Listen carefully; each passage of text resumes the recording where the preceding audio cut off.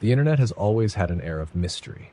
For Claire, a 24-year-old tech enthusiast, it was a playground of endless possibilities. She spent hours scouring forums, solving puzzles, and diving into obscure corners of the web. Her curiosity was insatiable, and it was that curiosity that led her to the dark web. Claire wasn't naive. She knew the risks. Her VPN was solid, her computer untraceable, her digital fingerprints erased. She didn't venture into the dark web for drugs or weapons. She sought the thrill of the unknown. The forums, the eerie marketplaces, the encrypted chat rooms. It was a digital underworld, humming with secrets most people dared not uncover. One evening, after a particularly dull day at work, Claire logged in. Her usual haunts were uninteresting, filled with the same chatter about black market deals and conspiracy theories. But then she found it, a simple link posted on an obscure forum she'd never visited before. It read, "The veil lifts only once." Intrigued, she clicked. The link led her to a minimalist website with a single prompt. Enter a username. She typed in her alias, Eidolon, and hit enter. The screen went black. Then a flickering cursor appeared, followed by a line of text. "Welcome, Eidolon. Are you prepared to see the truth?" Claire hesitated. This was new. She typed, "Yes." The screen filled with a cascade of code, scrolling faster than she could read. It stopped abruptly, revealing a countdown. 05. A message blinked underneath. "Prepare yourself. When the timer reaches 0, your initiation begins." Her heart raced. Was this a game? Some kind of interactive puzzle? She loved RGs, and this seemed like an elaborate one. But something about it felt off. The timer ticked down, and as it reached 0, the screen flashed bright white. Then an image appeared, a live video feed. Claire recognized the room immediately. It was her own. Her webcam was off. She was sure of it. Panicking, she slammed her laptop shut, but the image remained burned into her mind. The dim light of her desk lamp, the scattered papers, the slight movement of her chair as she breathed, she had just seen herself. Moments later, her phone buzzed. An unknown number. She ignored it, but it buzzed again, until she couldn't take it anymore. She answered, her voice shaky. "Who is this?" A distorted voice responded, metallic and hollow. "You shouldn't have looked, Eidolon." Her blood ran cold. "What do you want?" The voice didn't answer her question. Instead, it spoke a single phrase, "Leave your apartment now, or you'll meet her." Claire felt paralyzed. Her? Before she could ask, the call ended. Her mind raced. Was this a prank? Someone watching her through her webcam? But no one could have known she'd visit that site. Her defenses were ironclad, or so she thought. She stood, her legs trembling, and reached for her coat. If this was some twisted joke, she wasn't going to stick around to find out. She grabbed her keys and bolted out the door, her heart pounding with every step. The moment she stepped into the hallway, her phone buzzed again. Another unknown number. She answered with a shaky breath. "What do you want from me?" The voice was different this time. Softer. Female. It whispered, "You're too late." Claire froze. A chill ran down her spine. Slowly, she turned to look back at her apartment door. It was slightly ajar. She hadn't left it open. She could see the edge of her desk through the crack and the glow of her laptop screen. Someone was in there. Her mind screamed at her to run, but her feet were rooted to the floor. As she stared, the door creaked open wider. A figure stepped into view, a woman. Pale, with hollow eyes and a twisted smile. Her movements were jerky, unnatural, like a puppet on invisible strings. The woman tilted her head, locking eyes with Claire. Then she whispered, though no sound should have been possible from that distance. "Eidolon." Claire stumbled backward, dropping her phone. She turned and fled, racing down the stairs and into the street. The city lights felt foreign, distorted, as if the world around her had been replaced with a warped reflection. She didn't go home that night. She checked into a cheap motel, her laptop abandoned, her phone turned off. But even in the safety of a locked room, sleep eluded her. The woman's face was etched into her mind. The next morning, Claire returned to her apartment, desperate for answers. The door was locked, just as she'd left it. Inside, everything was in its place, except for her laptop. It was gone. On her desk, a single note was taped. The handwriting was jagged, erratic. It read, "The veil lifts only once. You should have stayed blind." Claire moved out the next day. She ditched her phone, abandoned her online aliases, and vowed never to touch the dark web again. But sometimes late at night, she swore she heard the faint whisper of a distorted voice, calling her name. And she knew, deep down, that the veil wasn't just lifted. It had shattered. Story number 2. In the dead silence of her dimly lit apartment, Emily first heard the sound. It was a soft, rhythmic tapping, coming from somewhere deep within the walls. She paused her work, the glow of her laptop screen illuminating her puzzled face. Maybe it was a neighbor, she thought, or just the building settling. She went back to editing her client's photos, the thought dismissed. But the tapping didn't stop. It grew louder, sharper, more deliberate. She could feel it now, like tiny vibrations in the floor beneath her feet. Unease prickled at the back of her neck. She stood and walked to the wall, pressing her ear against it. Nothing. Then, just as she was about to pull away, it came again, sudden and jarring. Tap! Tap! "Who's there?" she called out, her voice trembling. No answer. Emily lived alone, and the old brick building she called home was notoriously quiet. Most tenants kept to themselves, and the walls were thick, nearly soundproof. She stepped back, her pulse quickening. As she turned to head back to her desk, a chilling realization hit her. The tapping wasn't coming from inside the wall. It was coming from the air vent above her. Heart pounding, Emily dragged a chair to the vent and climbed up. She peered into the darkness, her phone flashlight cutting through the dust-coated metal. The tapping stopped abruptly, replaced by a low, almost imperceptible scraping sound. Her breath hitched as she saw it, a pair of glinting eyes, wide and unblinking, staring back at her. She stumbled off the chair, crashing to the floor. The phone slipped from her hand, the flashlight casting erratic beams across the room. The vent cover rattled violently, as though something or someone was trying to push it open. Emily scrambled to her feet, grabbed her phone, and ran to the door. She fumbled with the locks, her hands shaking uncontrollably. Behind her, the vent cover fell to the floor with a deafening clang. She didn't look back. Bursting into the hallway, Emily banged on her neighbor's door. No answer. She tried the next one. Still nothing. The building was eerily quiet, the usual hum of distant TVs and muffled conversations absent. It was as if the entire place had been abandoned. Her phone buzzed in her hand, startling her. She looked down to see an incoming video call from an unknown number. Against her better judgment, she answered, her thumb trembling over the screen. The video feed was grainy but unmistakable. It showed her apartment, her desk, her chair, her laptop, filmed from the air vent. And then something moved into the frame. It wasn't human. Its limbs were too long, its movements too unnatural, like a spider dragging itself across the ceiling. Its head was unnervingly round, with a mouth that stretched into an impossible grin. It turned to face the camera, tilting its head as though aware of Emily watching. She dropped the phone and ran, her bare feet slapping against the cold floor. She didn't stop until she reached the lobby, the front door looming like a beacon of safety. But when she pushed it open, she froze. The street outside was wrong. The buildings were twisted, leaning at impossible angles. The sky was a deep, bruised purple, devoid of stars. Shadows moved unnaturally, creeping toward her like living things. Emily backed away, her breath coming in shallow gasps. She turned to find the lobby empty, the walls smeared with long, dark streaks that hadn't been there moments before. Her phone buzzed again. She didn't want to look but couldn't stop herself. A text. One word. Run. Behind her, the front door creaked open slowly. And then she heard it. The tapping. Louder. Closer. Relentless. Emily ran deeper into the building, her screams swallowed by the dark. Story number 3. On a rainy Thursday evening, Darren sat alone in his dimly lit living room. The storm outside rattled the windows, thunder rolling like a warning. He was scrolling through a late-night subreddit called Rituals and Riddles, a place where people shared tales of the supernatural, most of which he didn't believe. But one post caught his eye. The title read, "The Midnight Door, Do Not Attempt." Intrigued, he clicked. The post detailed a mysterious urban legend, a game you could play, but only if you were brave or foolish enough.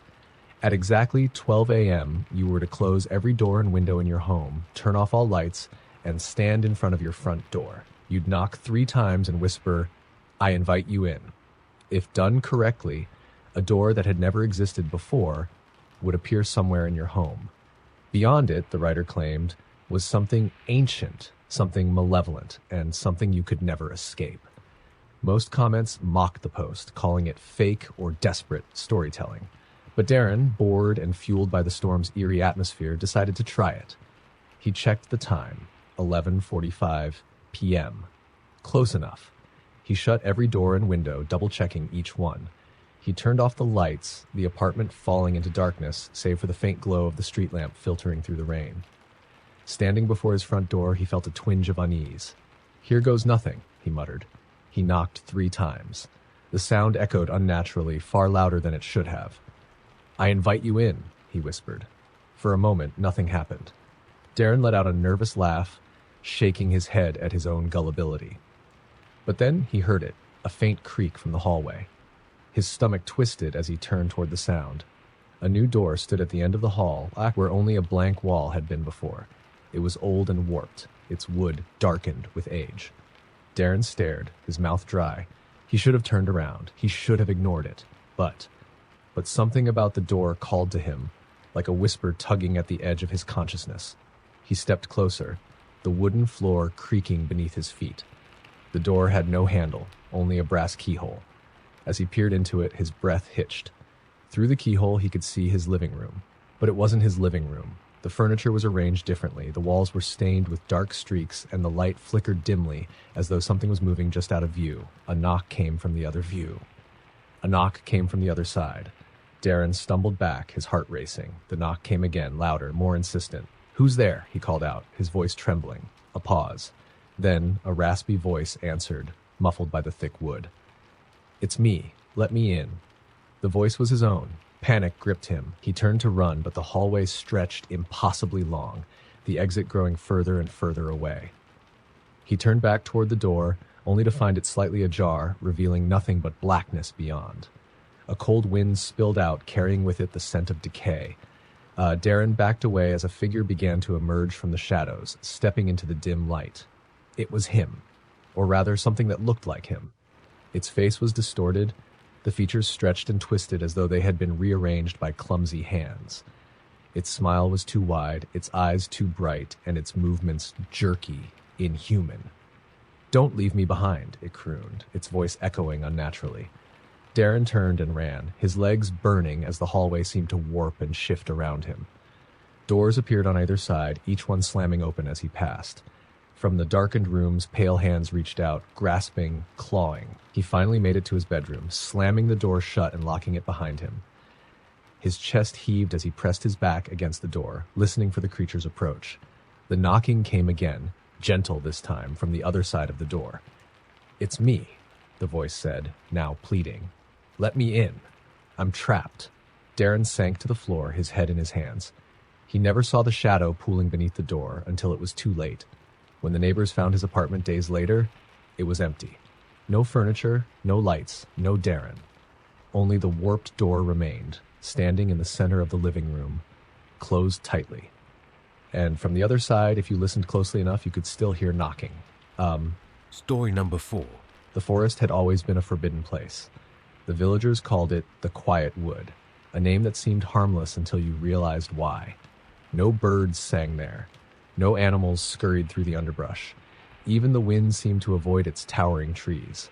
Nobody in the nearby town dared enter, not after what happened decades ago.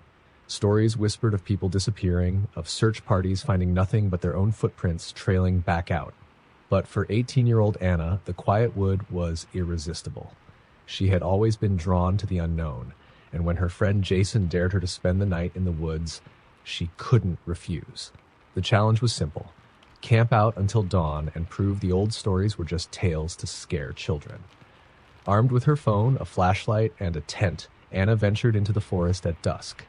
The air grew colder as she moved deeper, out of the towering trees blocking out what little light remained. By the time she found a clearing and set up her tent, night had fully descended. Inside the tent, she felt oddly calm. The silence was unnerving, but nothing supernatural had happened. She texted Jason, "Easy. You owe me pizza when I'm done with this." He replied almost instantly, "Don't jinx it. Bet something's watching you." Anna rolled her eyes, chuckling softly. She stretched out in her sleeping bag, her flashlight casting soft beams on the nylon walls of the tent. Minutes turned to hours, and the silence pressed against her like a weight. Then she heard it, a soft crunch outside like footsteps on dry leaves. She froze.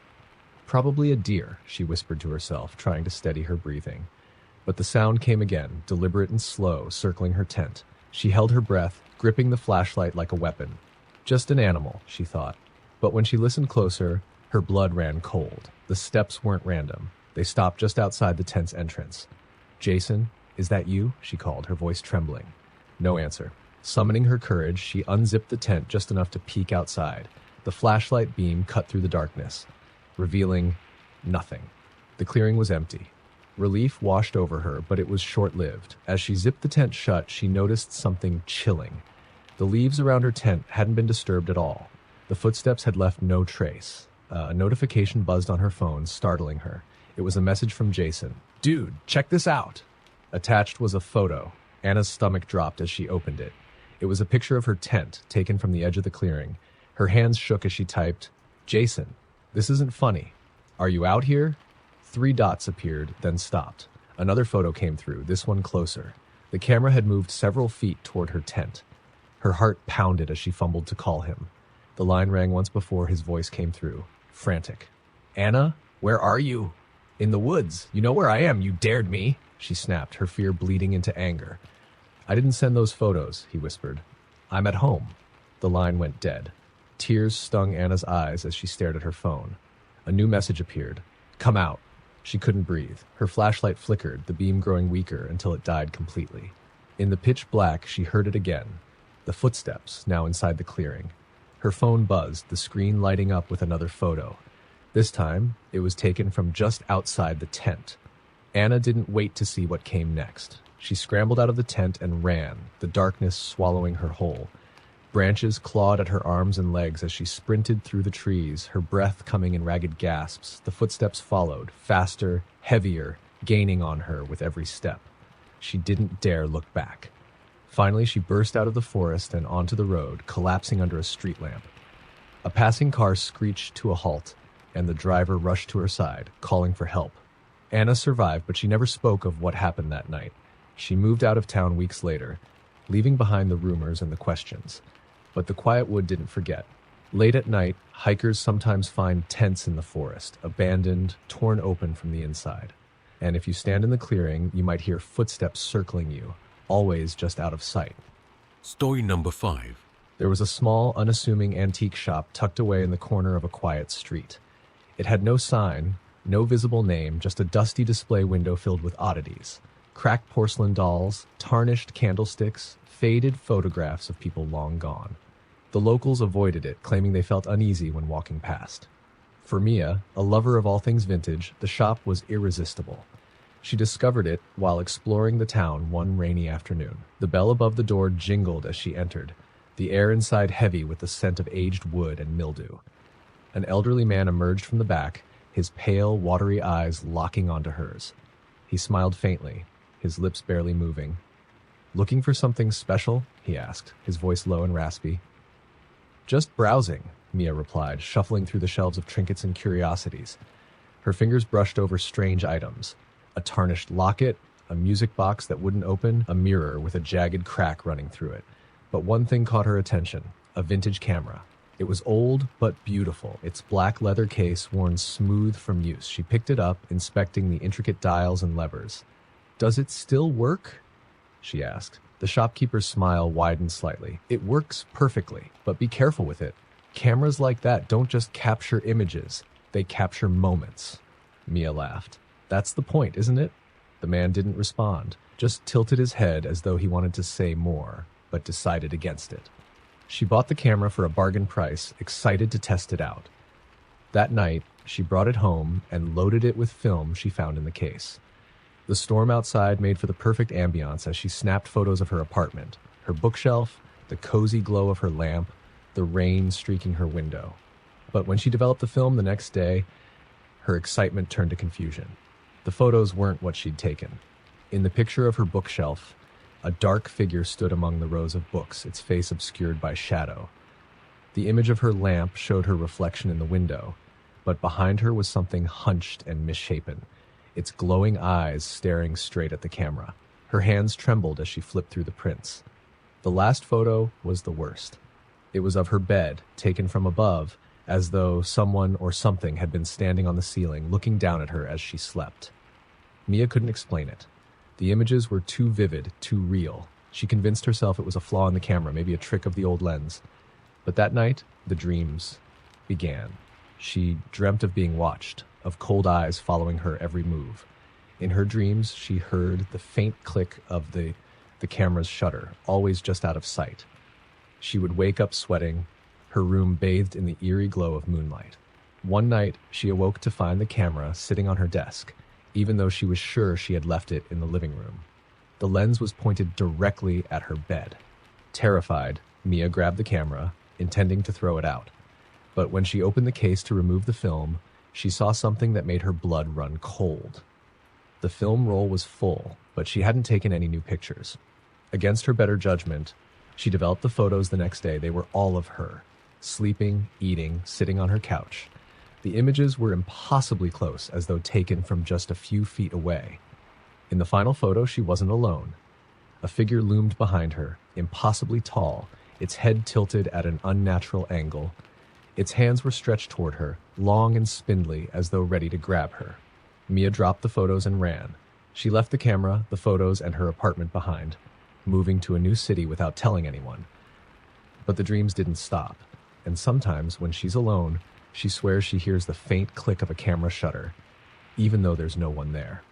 Story number 6. It was a cold, overcast evening when Liam found the phone.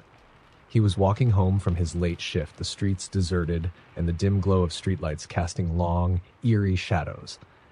As he passed an alleyway, something glinted in the gutter. Curious, he crouched down and picked it up. It was an old flip phone, scuffed and scratched, but surprisingly heavy for its size. The screen was cracked, yet still functional. Against his better judgment, he flipped it open. There was no signal, no logo, nothing to suggest who the phone had belonged to. The screen displayed only one thing, one new message. Liam hesitated, but eventually clicked to read it. "You've been chosen. Don't answer the calls." He frowned, glancing around the empty street. The message was strange, cryptic, and unsettling, but he reasoned it was probably a prank, a leftover phone someone had used to spook whoever found it. Still, he couldn't bring himself to leave it behind. When he got home, he tossed the phone on his kitchen counter and tried to forget about it. He showered, ate, and settled onto his couch to watch TV. The unease faded, replaced by the soothing hum of normalcy, until the phone rang. The sound was sharp, shrill, cutting through the quiet like a scream. Liam froze, his eyes darting to the counter. The phone vibrated violently, the screen glowing in the dim light of the kitchen. He approached it slowly, his heart pounding.